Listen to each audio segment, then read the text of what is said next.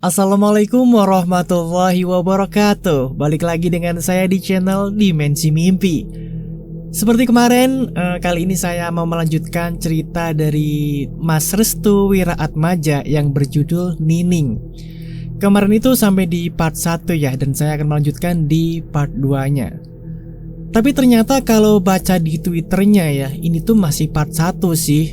Jadi ya kalau di video ini saya buat di part 2-nya gitu ya. Jadi kalau aslinya part 1, di video ini part 2 gitu. Paham kan? Oke deh, tanpa langsung banyak basa-basi lagi, langsung aja kita mulai ke ceritanya.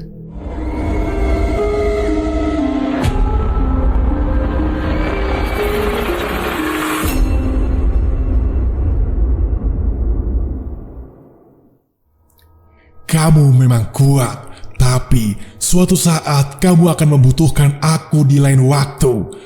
Anak muda sepertimu itu arogan dan ceroboh. Kamu yang memulai, kamu juga yang akan menuai. Jangan bodoh. Itulah pesan terakhir yang dilontarkan oleh makhluk itu. Seketika, aura negatif di sekitaran itu menghilang dengan sendirinya. 5 gelas kopi yang dituangkan sudah habis, tak tersisa airnya. Surut hanya meninggalkan ampas. Namun anehnya, tak ada bekas sentuhan mulut yang menyeruput kopi itu. Kini saatnya menunggu waktu yang tepat. Pak Luhur telah memperkirakan bahwa usaha Irsyad akan berhasil. Dia laki-laki yang tabah, juga sangat disiplin aturan. Hanya saja hatinya gampang rapuh, sehingga mudah baginya untuk menjadi orang ceroboh. 3 jam menjelang maghrib, Irsyad masih mencari ketenangan. Ruangan kamar itu sekarang sudah netral, tak berpenghuni. Jiwanya sudah mulai tenang, pikirannya mulai jernih, dan nafasnya mulai lancar, tak seperti ketika diinterogasi. Pak Luhur menyiapkan ayam cemani untuk dijadikan sesembahan selanjutnya. Darahnya dia ambil dan ditaburkan sebuah garam dan nipis. Lalu benda yang disukai oleh Pak Alek adalah berupa batu akik yang sangat bagus dan cantik. Pak Luhur tersenyum sembari menggosok-gosokkan batu itu kepada amplas dan dicelupkan sedikit pada darah ayam cemani yang telah dicampurkan oleh garam serta jeruk nipis. Pak Luhur merapalkan bacaan dari Jawa Kromo. Tangannya bergetar, matanya terfokuskan pada batu itu. Energi yang dibutuhkan untuk mencelakai seseorang sangatlah besar. Dalam teluh, mereka yang mengirim sesuatu pada korban harus mempertaruhkan energinya. Tangan Pak Luhur bergetar hebat. Ini bukan pertama kalinya Pak Luhur menyantet atau menuluh orang dengan kesulitan seperti ini. Ini sangat berisiko jika dilanjutkan. Pak Luhur masih melihat jam. Sebentar lagi Irsyad akan menyelesaikan tirakatnya. Setelah Irsyad selesai dari tirakatnya, dia keluar dengan wajah yang penuh keringat. "Bagaimana, Cung?" tanya Pak Luhur sambil tersenyum. "Setan itu menggoda." "Tapi tidak dijawab kan?" "Tidak, Pak, saya tidak menjawab." "Itu yang namanya setan dari Alas Roban. Setan itu yang menguasai daerah Alas Roban." "Pantesan. Bentuknya gimana, Pak?" "Ada tanduknya, mukanya seperti kerbau, matanya merah menyala, kalau berjalan seperti kuda." "Bapak dapat dari mana?" "Pekalongan." Irsyad menghela nafasnya. Kini dia tampak tenang karena mengetahui sisi dari demi tersebut. "Setan itu bilang kalau Nining akan mati jika Pak Alek juga mati." "Berapa kali omongannya?" "Banyak sekali." "Sebentar, rambut itu rambutnya siapa?" "Itu rambutnya Nining, Pak." "Kamu yakin Nining masih perawan?" Maksudnya, Pak?" "Kalau sudah tidak perawan, bahaya." "Bahaya gimana, Pak?" "Bakalnya akan ada penyakit besar-besaran." "Penyakit? Sebabnya apa?" "Kurang paham." Irsyad baru menyadari bahwa si Nining sering melayani Pak Alek, namun melayani di sini masih belum jelas. Irsyad membungkam diri agar Pak Luhur tidak mengetahui rahasia yang disembunyikannya. "Sekarang begini, malam nanti jam 12, siram darah ini di dekat kamarnya. Bisa di tembok atau di jendelanya. Jika sudah disiram, gali tanah terus kubur benda kesukaannya Pak Alek." "Siapa? Malam ini bakal diurusin semua." Malam harinya, Irsyad berangkat menuju rumah Pak Alek yang jaraknya sangat dekat sekali dengan pos keliling di desa tersebut.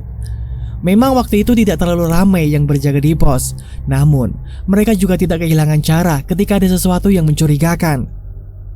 "Malam ini rasanya merinding sekali ya. ucap salah satu penjaga pos kepada temannya. Hush, jangan bicara yang tidak-tidak. Beneran tidak bohong. Jangan dekat-dekat saya lah jika semisal ceritakan setan saja. Dih, marahan. Bukan, Wak, sekarang ini lagi musim banyak santet. Jangan bicara yang tidak benar. Saya paham, tapi kan sekarang beneran asli. Apalagi rumahnya Pak Luhur. Sekarang kan banyak yang datang gara-gara katanya bisa menyantet orang. Jangan membawa masalah laut ke darat. Biarkan saja, kita punya tugas masing-masing. Kalau semisal fitnah gimana? Kamu mau tanggung jawab? Tidak sih, tapi saya yakin betul. Ayo keliling saja. Pusing lihat kamu tuh, nggak bener. Kedua penjaga pos itu mengelilingi kampung dengan bermodalkan senter dan kentongan. Maklum, saat itu memang kentongan sebagai alat yang paling diunggulkan untuk membangunkan para warga ketika di malam hari.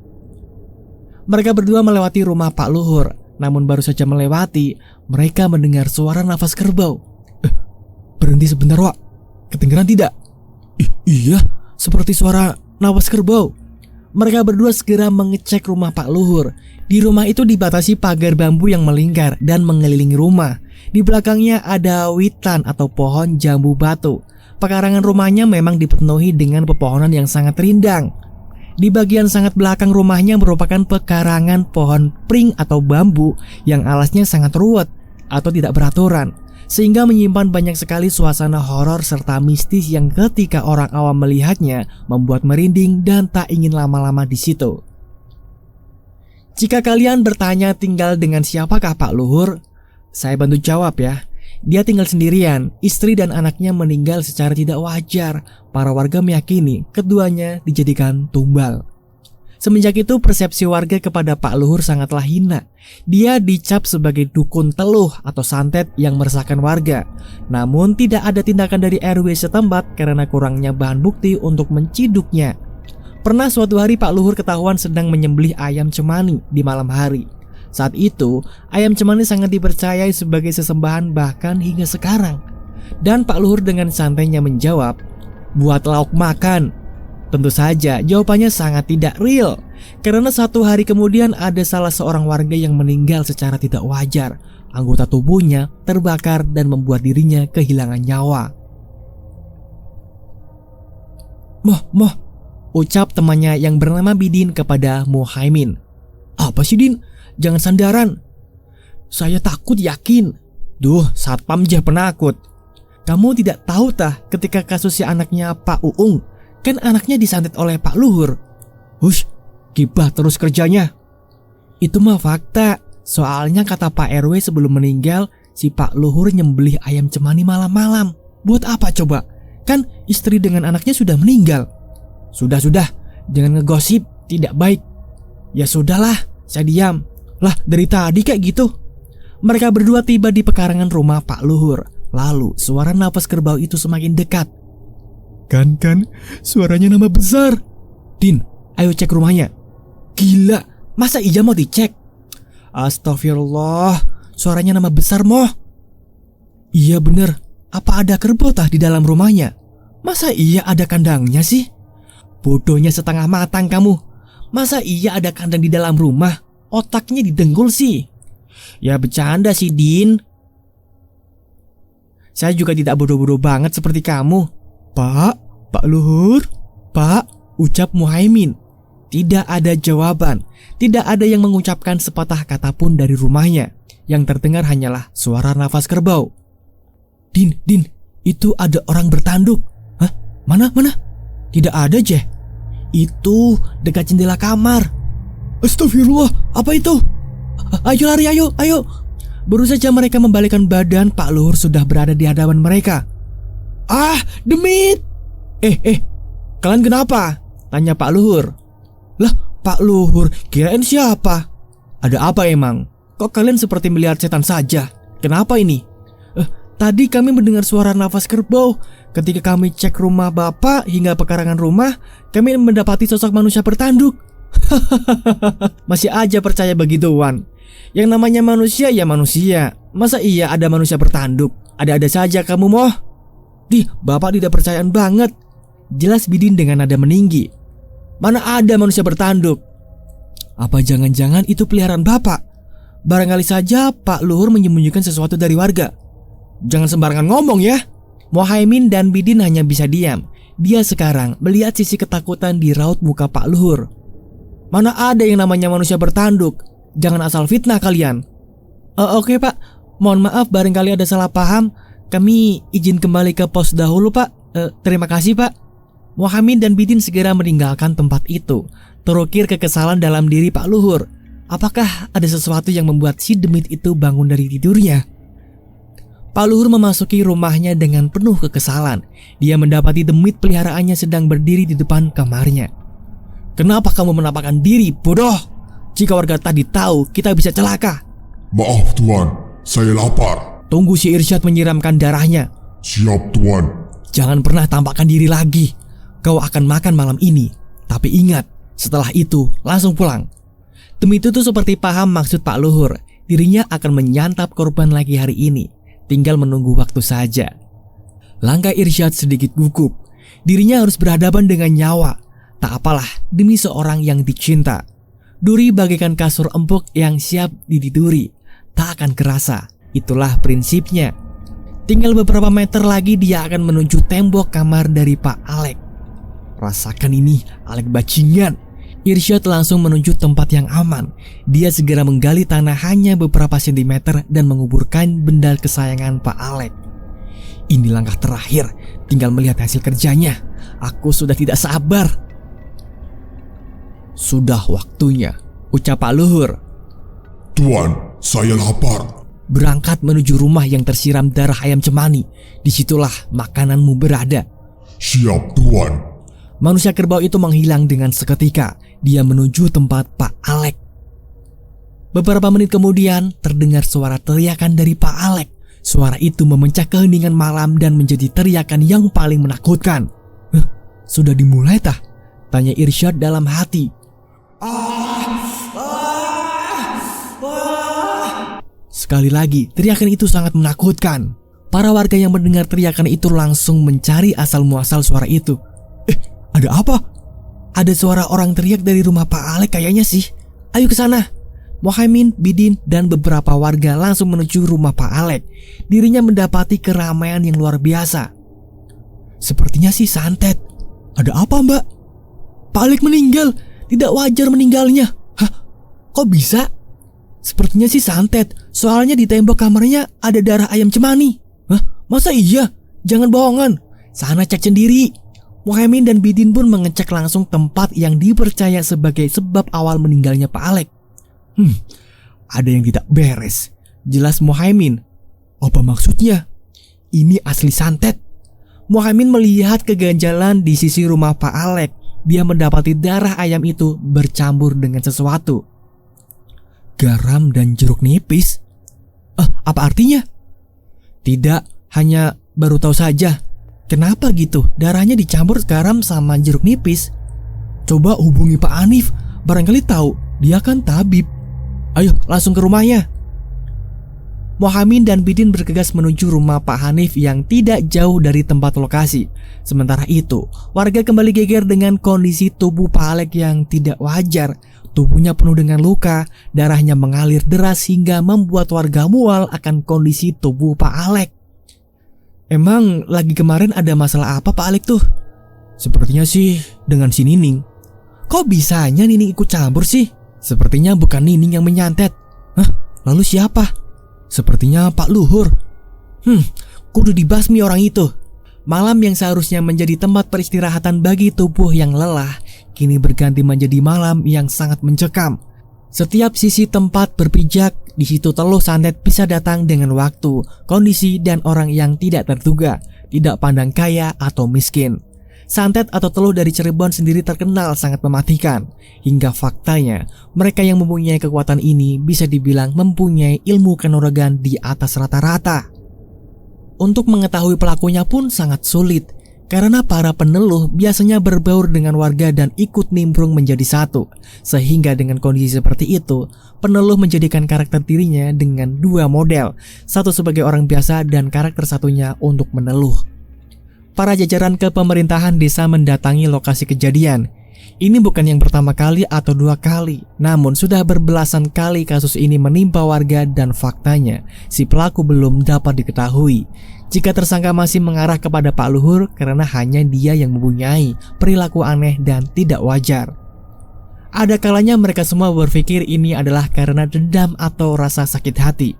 Sehingga dalam kepercayaan warga, jangan sekali-kali membuat orang sakit hati. Jika tidak minta maaf, maka santet dan teluh akan menjadi sarang yang menakutkan.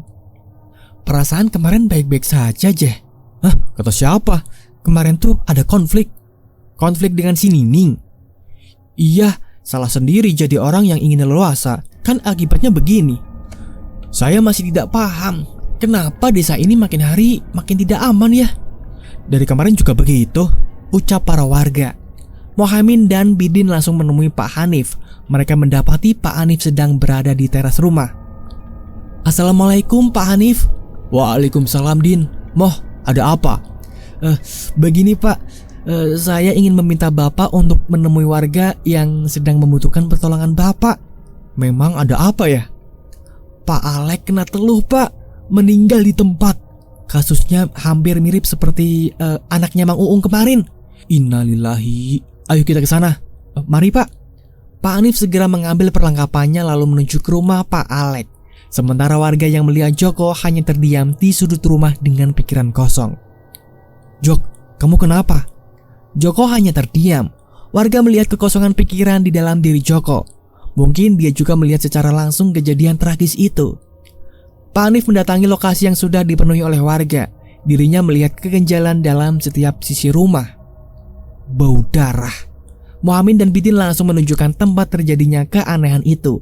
Ada banyak darah ayam yang tercecer di sudut tembok dekat kamar Pak Alek. Kapan kejadiannya? Sekitar 30 menit yang lalu. Apakah sebelum itu ada sesuatu yang mengganjal? Seperti kemunculan sosok aneh atau apapun? Ada Pak, manusia kerbau. Di mana? Rumah Pak Luhur. Pak Hanif mencium bau tidak sedap di sekitaran darah yang tercecer. Ini tidak beres. Mohamin, Bidin, cari galian lubang di sekitaran sini. Ada apa Pak? Ayo, jangan banyak tanya. Mohamin dan Bidin segera mencari lubang galian yang dimaksud. Dia mencari di setiap sisi rumah Pak Alek. Beberapa meter dari tempat kejadian, dia melihat sebuah galian kecil yang diameternya hanya 5 cm. Ini tah, sambil menunjuk ke arah galian yang dimaksud. Sepertinya masih baru. Cepat gali. Mereka menggali tanah tersebut dan mendapatkan sesuatu yang aneh. Apa ini? Cincin tah? Iya, benar cincin. Ayo, balikin ke Pak Hanif. Mereka berdua bergegas menuju Pak Hanif. Ini Pak, bendanya. Sini. Pak Hanif segera mengambil air di atasnya. Lalu dia menyiramkan cincin tersebut. Tampaklah sesuatu yang aneh. Benar saja, ini tindakan teluh. Ada apa Pak? Tanya Bidin. Dendam. Ada yang dendam kepada Pak Alek. Nyawa Pak Alek jadi makanan manusia kerbau. Jadi gimana Pak? Pak Hanif masih memikirkan jalan keluar. Dia harus benar-benar melakukan yang terbaik dan sesuai dengan aturan di sini. Kita segerakan pemakamannya. Mohamin dan Bidin paham dengan instruksi yang dilontarkan oleh Pak Hanif. Para warga dibubarkan secara paksa. Beberapa laginya menguruskan pemakaman. Di lain sisi, Irsyad sedang mengintip di balik pohon. Dia menjadi sosok yang penakut karena telah melakukan kesalahan besar. Aku harus pulang. Serak. Tubuhnya mengenai tanaman liar di sekitaran pohon. Mohamin dan Bidin langsung tersentak. Ada orang di pepohonan. Ayo kejar. Mereka pun mengejar seseorang yang bersembunyi di balik pepohonan itu. Yang tak lain dan tak bukan adalah Irsyad. Gawat, ketahuan. Mohamin dan Bidin terus mengejar pergerakan seseorang tersebut dan mengarah ke rumah Pak Luhur. Ketika dirinya hendak memasuki rumah Pak Luhur, dirinya mendengar sesuatu yang mengerikan. Suara manusia kerbau. Ayo masuk. Jangan dulu, kita belum dapat perintah dari Pak Hanif. Jangan arogan. Terus bagaimana? Selama ini saya sudah tahu di balik rumah ini ada sesuatu yang sengaja disembunyikan. Ayo pulang Moh, hawa saya sudah tidak enak. Mereka pun kembali menuju rumah Pak Alek. Tampak dari dalam, manusia kerbau sedang menutupi mulut Irsyad. Yang hati-hati, Salah berjalan, salah melangkah. Irsyad hanya berdiam diri. Dia melepaskan genggaman tangan manusia kerbau itu. Dirinya sedang berada di zona tidak ingin dikenal oleh masyarakat. Kamu harus berbaur seperti biasa. Bagaimana mungkin saya bisa? Cukup lakukan seperti biasa. Biar Hanif yang akan saya urus. Kamu harus menyekap Nining agar dia tidak membuka mulut. Jelas Pak Luhur. Ada apa gerangan? Tanya Irsyad. Dia akan terlibat dengan masalah ini. Bukankah kau sudah berjanji agar tidak mengaitkan Nining dalam masalah ini? Lalu, mengapa Nining ikut terlibat? Bukankah kau sudah berjanji agar tidak mengkaitkan Nining dalam masalah ini? Lalu, mengapa Nining ikut terlibat? Tanya Irsyad dengan nada yang tak biasa. Rambut yang kau berikan dan tentang keperawanan Nining, kau salah besar. Apa maksudnya? Nining tidak perawan. Irsyad tercengang, dirinya terjatuh. Pak, ini gak bercanda kan?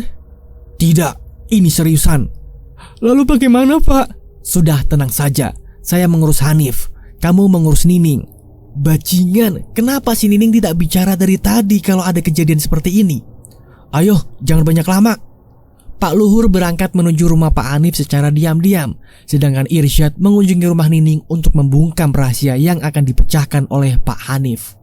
Pak Hanif waktu itu sedang bersantai di dalam rumahnya. Istrinya, Bu Mala, sedang hamil tua. Dirinya memang berjaga-jaga setiap malam jikalau ada sesuatu yang sangat menakutkan. Saya tahu siapa kamu. Mau apa datang ke rumah saya? Hebat ya, bisa mengetahui keberadaan saya. Memang kemampuanmu tidak diragukan lagi. Pak Hanif menengok ke arah belakang. Tampak Pak Luhur bersama manusia kerbau sedang menyandera Bu Mala yang sedang hamil tua. Anak ini akan menjadi ancaman bagi hidup saya. Maka dari itu, jangan keseringan masuk ke dalam urusan orang, Nif. Apa maunya kamu? Cukup sederhana. Mari bergabung dengan kami untuk menutupi kekacauan di desa ini. Mana mungkin aku bergabung dengan dukun santet. Diam-diam kamu berani ya. Pak Luhur memegang perut Bu Mala yang mengandung. Dengan seketika Bu Mala berteriak histeris. Panas. Hentikan Luhur. Apa yang ingin dihentikan, ha? Mah, sabar. Luhur, jangan macam-macam kamu. Sudah, hentikan. Teriakan ini menembus malam yang sunyi. Biarkan para lembu tertawa melihat kemenangan kita. Gila kamu, bersekutu dengan setan. Pah, sakit banget. Perutku panas. Luhur, sudah. Oke, kita kerjasama. Asal jangan sampai membuat istri saya kesakitan. Pinta Pak Hanif dengan memohon. Bu Mala sudah sangat lemas. Tenaganya habis karena menahan energi panas yang dikeluarkan oleh ilmu hitam Pak Luhur. Oke, saya hentikan. Bu Mala dilepaskan begitu saja. Pak Hanif langsung menggapainya. Memang biadab sekali dukun itu. Segala keinginannya harus dipenuhi. Asal ada syaratnya. Apa syaratnya? Yang pertama, tutup kasus ini. Jangan diteruskan lagi. Jangan bikin ribut. Yang kedua, bakal ada wabah besar-besaran karena kesalahan tirakat. Dan yang ketiga, saya ingin kamu bekerja sama menghadapi wabah ini. Oke, siap. Itu saja kan? Satu lagi. Apa? Bayi itu bakal tak jadikan seserahan di umur 7 tahun. Jadi saya ingin anak itu dikorbankan buat saya. Bu Mala menggeleng-gelengkan kepalanya. Tanda tidak menyetujui persyaratan terakhir yang diberikan oleh Pak Luhur. Dirinya merasakan aura jahat di dalam Pak Luhur. Setan dari alas roban ini bakal menjaga anak kamu. Tenang saja. Tampak jelas penampakan si manusia kerbau berada di belakang Pak Luhur. Sementara itu dulu, jangan sampai melanggar janji. Jika melanggar, bayinya akan mati. Pak Hanif hanya terdiam sambil memegang perut istrinya.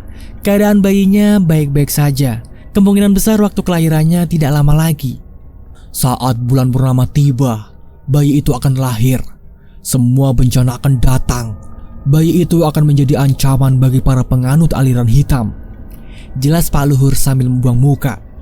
Ingat, jangan sampai kejadian ini ada yang tahu. Semua akan berakhir jika kamu memulainya terlebih dahulu. Di mana ada darah yang mengalir deras, disitulah harga diri akan terlepas. Pak Luhur menghilang bersamaan dengan munculnya kabut yang menutupi halaman rumahnya. Mah, tidak apa-apa kan? Tidak apa-apa, Pak. Rasanya perutku sakit sekali. Ayo masuk dulu. Pesan tadi menutup rasa keingintahuan Pak Hanif terhadap kematian Pak Alek. Kasus Pak Alek resmi ditutup. Semua warga hanya terdiam menyikapi keputusan frontal dari Pak Hanif. Beberapa lainnya menghujat karena Pak Hanif memberi harapan palsu.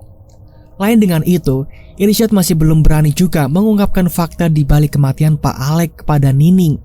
Dirinya masih mengurung diri di sanggar. Sesaat dia melihat Nining sedang berada di rumah dengan muka merenung, dia tahu warga sedang tidak baik-baik saja dengan Nining. Apakah aku harus mengatakan yang sebenarnya kepada Nining mengenai kejadian santet itu? Jika terus-terusan seperti ini, mana mungkin dia percaya? Mengapa cinta ini terus menahan rasa? Bagaimana caraku mengungkapkannya? Irsyad dengan paksa menggerakkan tubuhnya menuju Nining. Langkahnya agak berat. Yang ada di dalam benak Irsyad hanya satu. Apakah Nining masih marah dengannya? Ataukah dia telah mengetahui mengenai kematian Pak Alek? Nining menengok ke arah belakang. Namun pandangannya agak runyam untuk dilihat. Nining setengah kecewa pada Irsyad. Ada apa, Mas? Ning, kamu marah tah? Marah kenapa? Ning, Mas minta maaf. Kenapa, Mas? Bisa tidak bicaranya di dalam saja? Takut ada warga yang mendengar. Sebentar, Mas, saya mau kasih makan bebek dulu. Setelah Nining memberikan makan kepada bebek-bebeknya, dia segera memasuki rumah dan menuju ruang tamu. Irsyad mengikuti dari arah belakang sambil mengepal sebuah kain berisi rambut Nining. Ning, ada yang ingin saya kasih tahu tentang kematian Pak Alek. Hah? Maksudnya, Mas?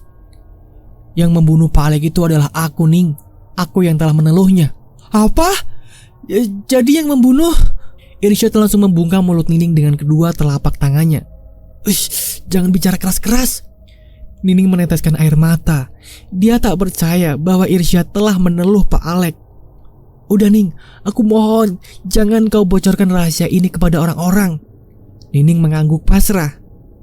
Aku hanya perlu bertanya padamu. Jawab iya atau tidak. Apakah kamu masih perawan? Apa maksudmu bertanya seperti itu, Mas? Jawab pertanyaanku, Ning. Nining terdiam. Sejak kapan Irsyad semakin keras pada dirinya? Aku... Kenapa, Ning? Kenapa kamu gugup? Aku memang tidak perawan lagi. Hah? Mana mungkin bisa? Aku telah disetubuhi oleh Pak Alek. Aku tidak perawan. Aku ini wanita murahan. Aku bukan wanita baik-baik. Ning, kamu gak bercanda kan? Aku serius, Mas. Mengapa kamu baru bicara sekarang? Mana mungkin wanita mengumbar aibnya untuk orang yang dicintainya? Apakah harga dirinya akan kembali seperti semula? Aku bukan harapanmu. Aku ini bukan orang baik-baik. Kamu memang kurang ajar, Ning. Silakan caci aku. Nining hanya terdiam sambil menahan beribu derita dan luka yang harus dia tanggung seorang diri. Kini, lelaki idamannya tidak bisa menerimanya begitu saja karena keperawanannya yang telah direnggut oleh orang lain. Silakan, Mas, caci aku, maki aku. Irsyad tidak bisa menahan dirinya. Hatinya terpecah belah. Dirinya akan menghadapi sebuah bencana besar karena telah salah mengambil langkah. Irsyad meninggalkan Nining. Dia pergi menuju tempat Pak Luhur. Pikirannya kacau, hatinya tidak tenang. Yang dia inginkan hanya satu, ketenangan. Mas, mau kemana? Aku ingin pergi ke rumah Pak Luhur. Ada apa? Ada yang harus kuselesaikan. Ini akan menjadi sejarah yang tak pernah kulupakan. Aku harus menanggung ini semua. Aku harus bertanggung jawab. Aku tak paham, Mas. Irsyad hanya tersenyum. Senyumannya hanyalah sebuah cerminan bahwa hatinya sedang tak baik. Moodnya hancur. Dia bahkan belum bisa melupakan kata-kata yang menyakitkan itu.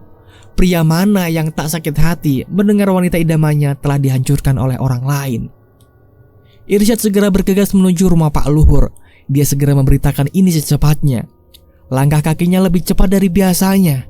Begitu sampai di depan rumah Pak Luhur, dia mendapati Pak Hanif sedang berada di depan rumah Pak Luhur. Pak Hanif, kok ada di sini? Kamu sendiri, kenapa kemari? Aku memang ada urusan dengan Pak Luhur. Ada yang ingin kubicarakan. Jawab Irsyad dengan tegas. Oh, begitu. Pak Luhur keluar dari rumah dengan menggunakan jubah berwarna hitam lengkap penutup kepalanya. Semuanya, mari masuk. Pak Hanif dan Irsyad segera memasuki rumah Pak Luhur. Sepertinya bakal ada pembicaraan yang serius di antara mereka mengenai kejadian tempo hari. Nah, itulah teman-teman ceritanya. Mungkin saya tutup sampai di bagian ini dulu ya. Akan saya lanjut lagi di video selanjutnya. Karena ini cerita masih panjang banget sih. Dan di treatnya ini masih bagian part 1 gitu loh. Jadi part 1-nya aja udah panjang banget gitu kan. Maka dari itu saya cukup sampai di sini dulu untuk video kali ini. Nanti kita lanjutkan lagi ceritanya di video berikutnya. Makanya stay tune terus di channel Dimensi Mimpi agar kalian bisa mendengarkan seluruh alur lengkap dari cerita si Nining. Bagaimana pendapat kalian tentang cerita ini? Tulis komentar di bawah ya. Terima kasih buat semuanya yang sudah mendengarkan cerita ini.